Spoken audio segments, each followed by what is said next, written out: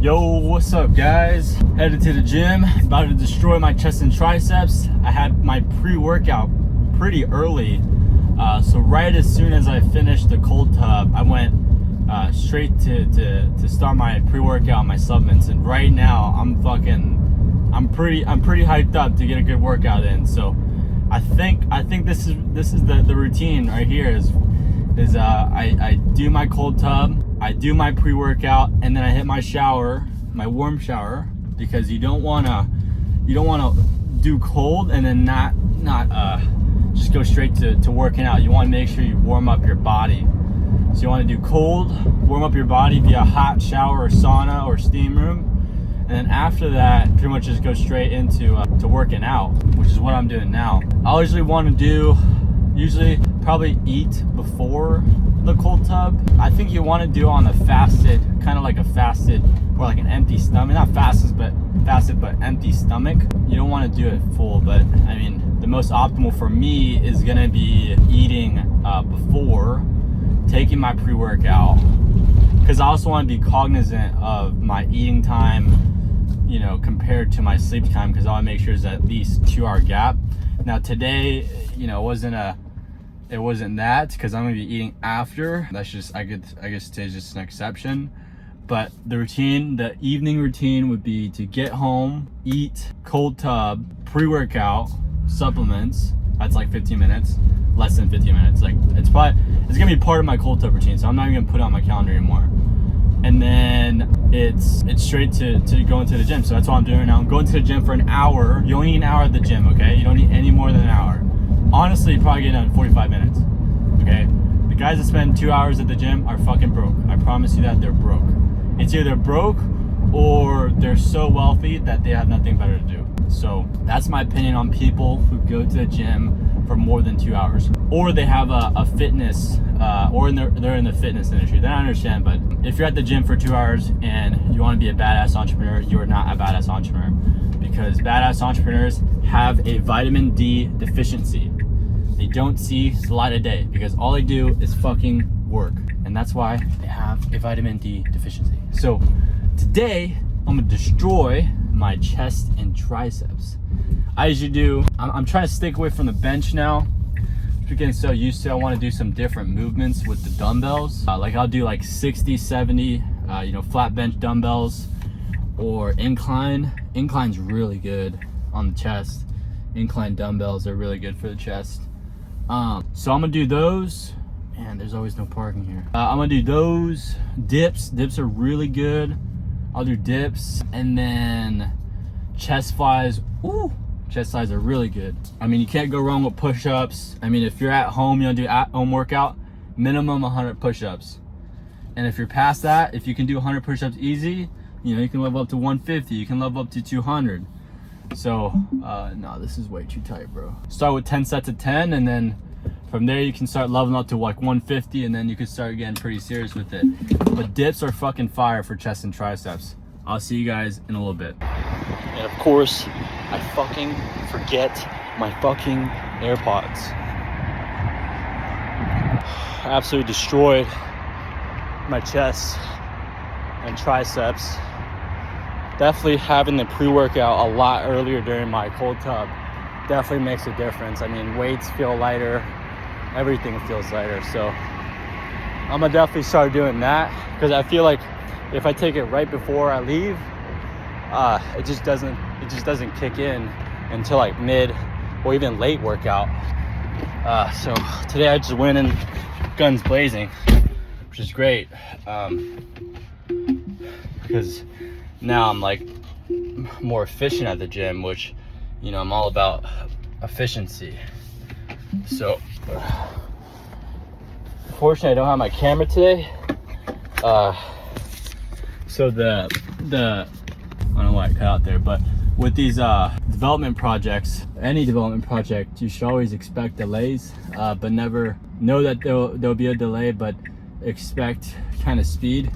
But just know that they're gonna get delayed, but you know, always be top of mind with your guys if they're developers or technical people, because there will always be stuff that gets sets back. Like stuff needs more testing, or just stuff has bugs and stuff that we overlook by going super fast. So to go fast, you got to go slow. And only recently I've started understanding that, because when you go too fast, you start overlooking stuff, and you start having too much chaos. And I understand, you know, it's never gonna be peaceful, and there's always gonna be what some companies call controlled chaos.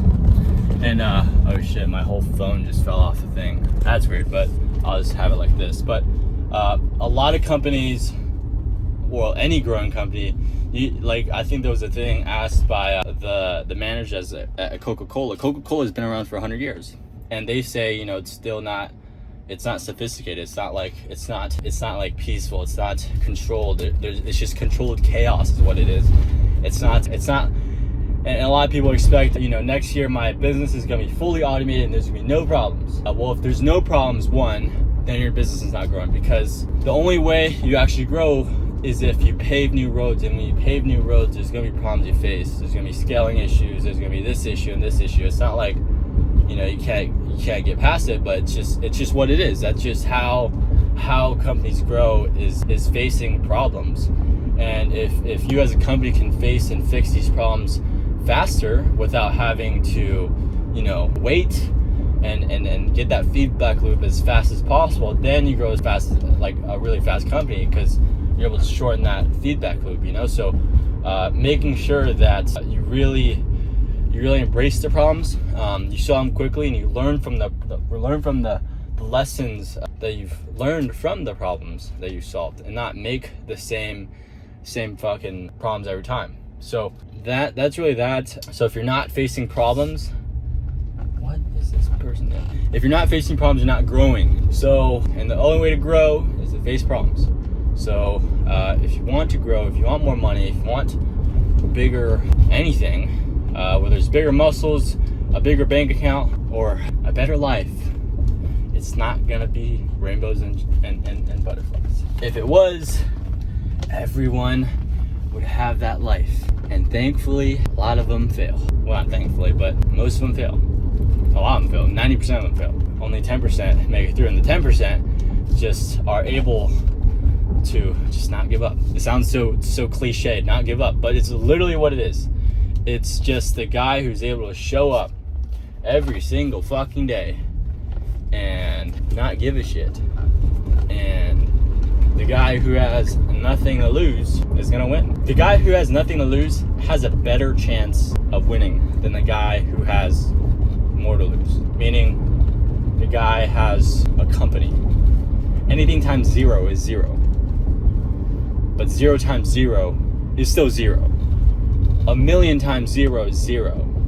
Meaning, the more or the less you have, the more risk you can take on without losing anything. Because again, 0 times 0 is 0. And it's better to have, it's actually more of an advantage to have nothing than to have something when you start. So be grateful that you don't have anything to start, because that's what makes you fucking that guy, is because you have nothing to lose. You literally have nothing to lose. If you lose, especially if you're young,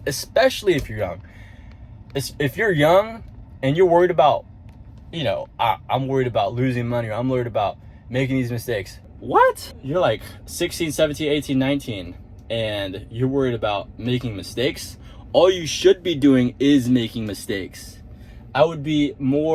I'd respect someone that young more if they went out and made more mistakes than the guy who's like, you know, I want to be this perfectionist and I don't want to make any mistakes. You know, so if you're young and you're driven, you are a dangerous person, because when you're young, you can make mistakes and not have any repercussions for it. You can make mistakes and not be like, oh man, how am I gonna feed my newborn child? It's like that's something a 30-year-old and someone in the 30s would worry about. But since you're young, you don't have a baby to worry about. Or I hope not. Or since you're young, you don't have any rent that needs to be paid. Like, you don't have to worry about that stuff. You probably have a roof over your head. And be grateful that your mom or someone is cooking for you. Be grateful that someone is putting a roof over your head. A lot of kids that I know don't give a shit, and they're not grateful about it. And they go party their ass off in college, And guess what? You're gonna be fucking 23, 24, you're gonna be out of college, and you didn't learn those mistakes early on because you went out and partied and drank. One lesson you learned was not to mess with these girls in the bar, but you didn't learn all the other lessons that come with making mistakes in not even just entrepreneurship, but just in real life in general. So you have to, if you're young, go and do everything. Try everything. Now, there is like a catch to this, because you guys will try everything for too long, and then you end up having shiny object syndrome and trying everything that's new. And then, because I know this friend, okay, he's a long-time friend of mine, and every time I meet him, he's on this new business idea. He's like, oh, I'm doing this now, I'm doing my plaza now, and I'm like flipping trucks now, I'm doing this, I'm flipping, like, bro, every time I meet you, it's like a new business idea.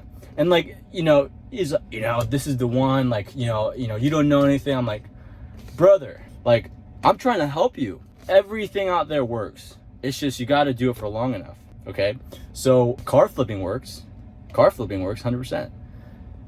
Donate Plaza, I don't know about that, but he's like, I'm doing this thing to rack up money. I'm doing this and this and this. I have like 9 different streams of income, and the 9 different streams of income get them like $20 each.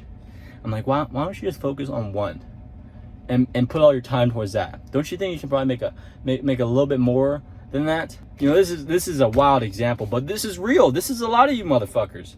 It's like, you guys will focus on the 7 streams of income to become a millionaire.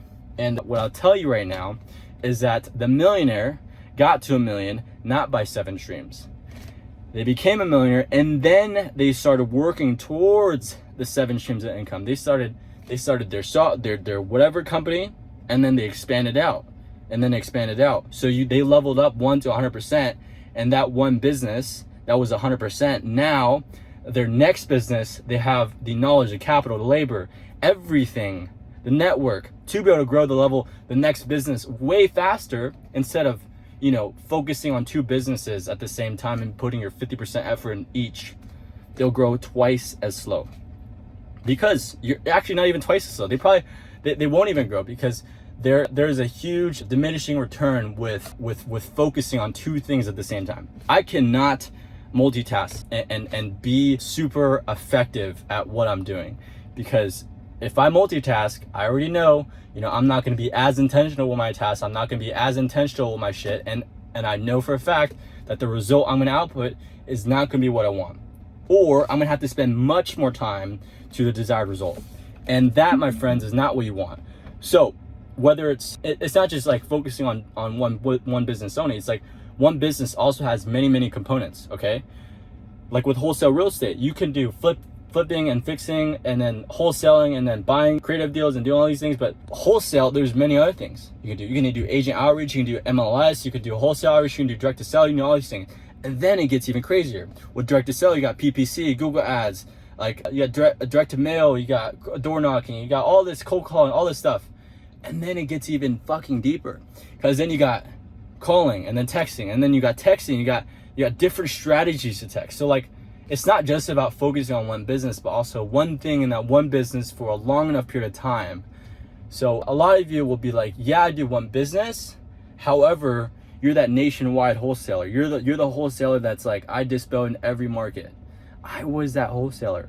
Okay. I'm speaking to you guys, because I was that guy who was like, I can sell your deals in any market in the US. And now I look back, I'm like, how stupid do I look? Because every market's different.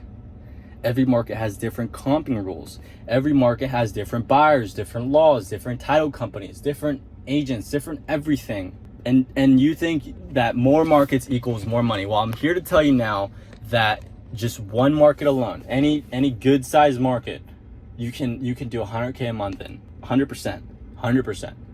You have Keegley here doing over $500,000 a month in just Phoenix, so it's 100% possible.